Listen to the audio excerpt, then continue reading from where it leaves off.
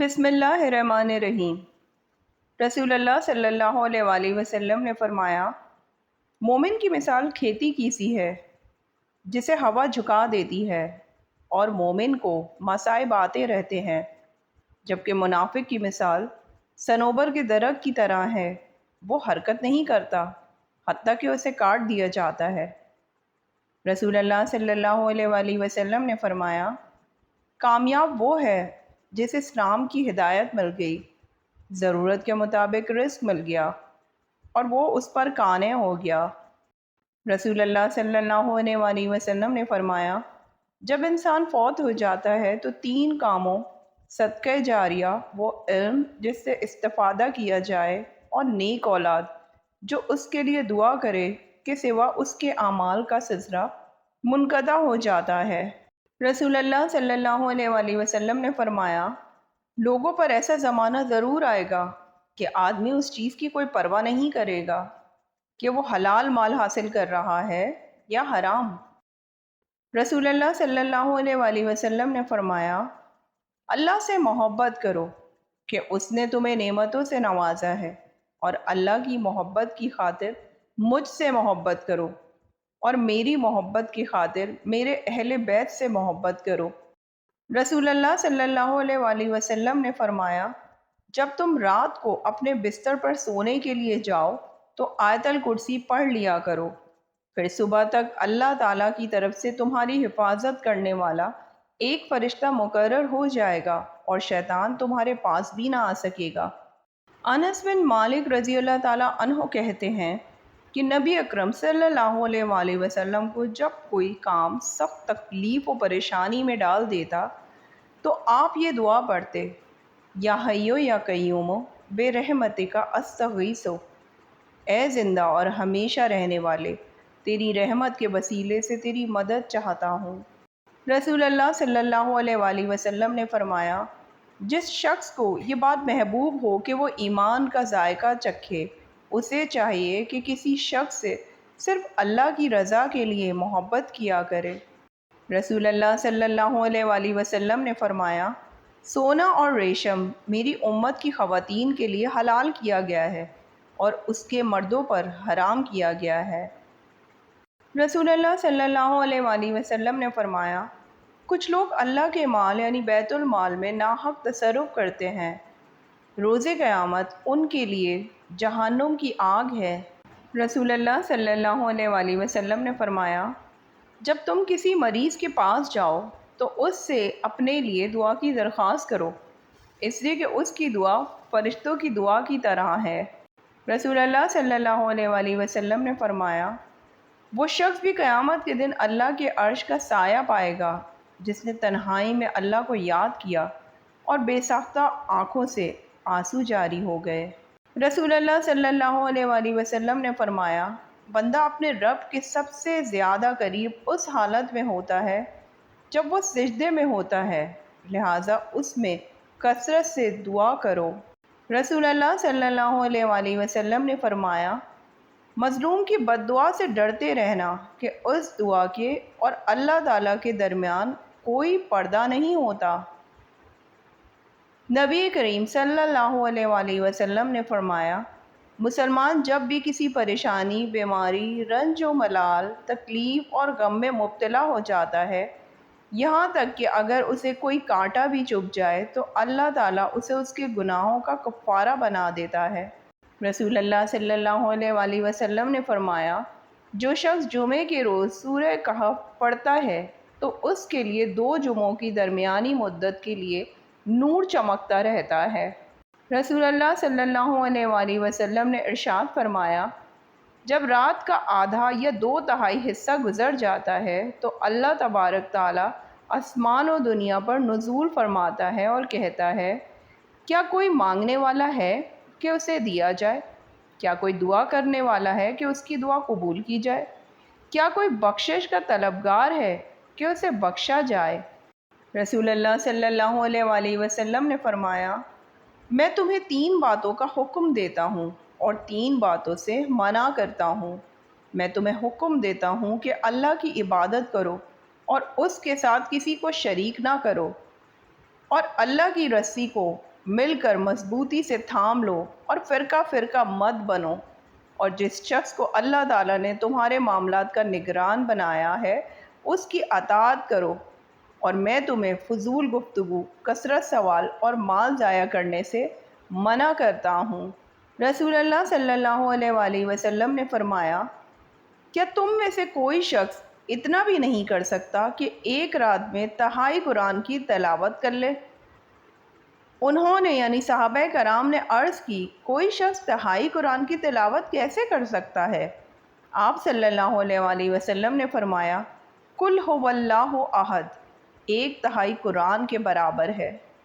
رسول اللہ صلی اللہ علیہ وآلہ وسلم نے فرمایا، جب مرغ کی بانگ سنو تو اللہ سے اس کے فضل کا سوال کیا کرو، کیونکہ اس نے فرشتے کو دیکھا ہے، اور جب گدھے کی آواز سنو تو شیطان سے اللہ کی پناہ مانگو، کیونکہ اس نے شیطان کو دیکھا ہے۔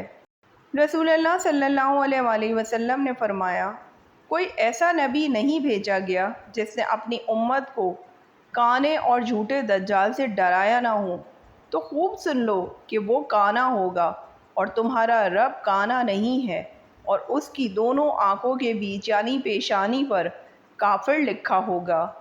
رسول اللہ صلی اللہ علیہ وآلہ وسلم نے فرمایا، اللہ تعالیٰ فرماتا ہے کہ میرے اس مومن بندے کا جس کی میں کوئی عزیز چیز دنیا سے اٹھا لوں اور وہ اس پر ثواب کی نیت سے صبر کر لے، تو اس کا بدلہ میرے یہاں جنت کے سوا اور کچھ نہیں۔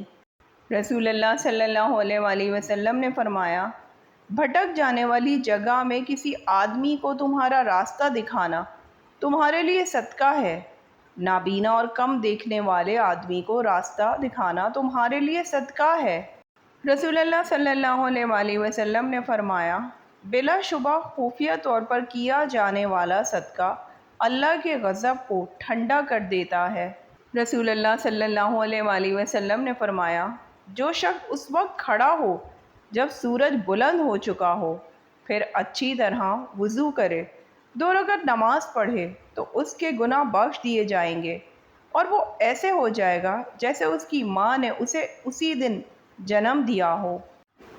رسول اللہ صلی اللہ علیہ وآلہ وسلم نے فرمایا، جس نے مجھ پر ایک بار درود بھیجا، اللہ تعالیٰ اس پر 10 بار رحمت نازل فرمائے گا۔ اللہم صلی علی محمد وعلی آل محمد وبارک وسلم وصلی علیہ۔ ایک بار آپ لوگ بھی درود ضرور پڑھیے گا۔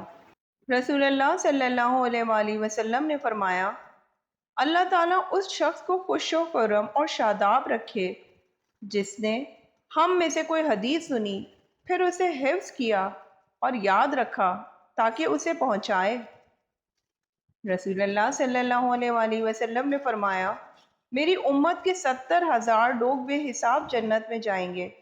یہ وہ لوگ ہوں گے جو جھاڑ پھونک نہیں کراتے، نہ شگن لیتے ہیں، اور اپنے رب پر ہی بھروسہ رکھتے ہیں۔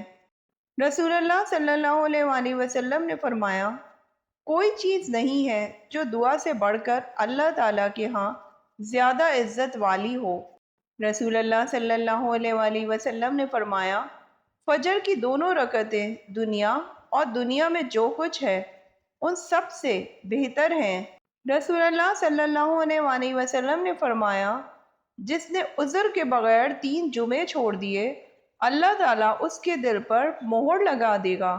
رسول اللہ صلی اللہ علیہ وآلہ وسلم نے فرمایا، جہنم کو شہوت کے ساتھ ڈھانپ دیا گیا ہے اور جنت کو ناگوار چیزوں سے ڈھانپ دیا گیا ہے۔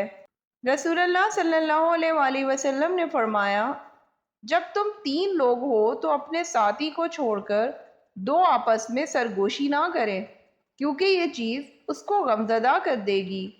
رسول اللہ صلی اللہ علیہ وآلہ وسلم نے فرمایا، اپنے بھائی کی مدد کیا کرو، خواہ وہ ظالم ہو یا مظلوم۔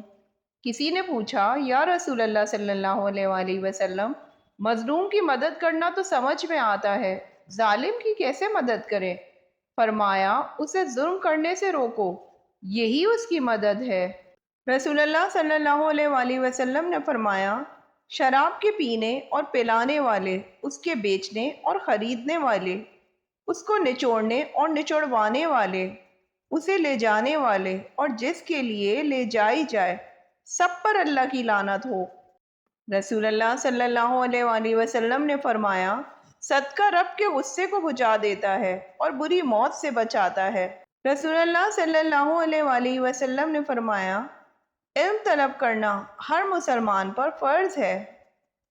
رسول اللہ صلی اللہ علیہ وآلہ وسلم نے فرمایا، ایسے اعمال کیا کرو جن کی تم طاقت رکھتے ہو، کیونکہ اللہ نہیں اکتاتا لیکن تم اکتا جاؤ گے۔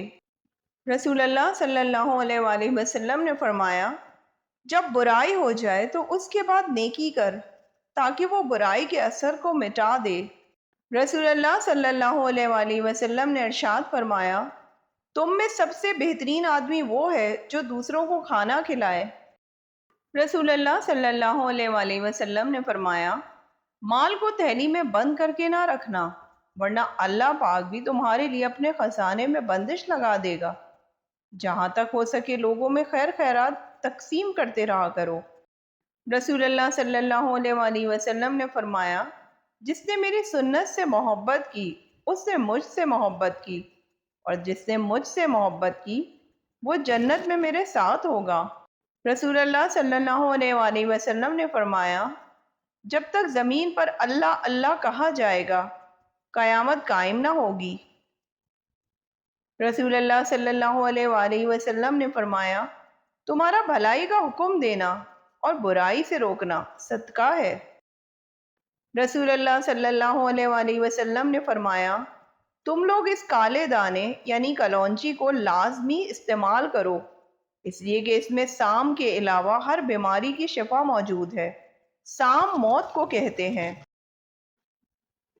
رسول اللہ صلی اللہ علیہ وآلہ وسلم نے فرمایا، جمائی شیطان کی طرف سے ہے، پس جب کسی کو جمائی آئے تو جہاں تک ہو سکے اسے روکے، کیونکہ جب کوئی جمائی لیتے ہوئے ہا ہا کرتا ہے تو شیطان اس پر ہنستا ہے۔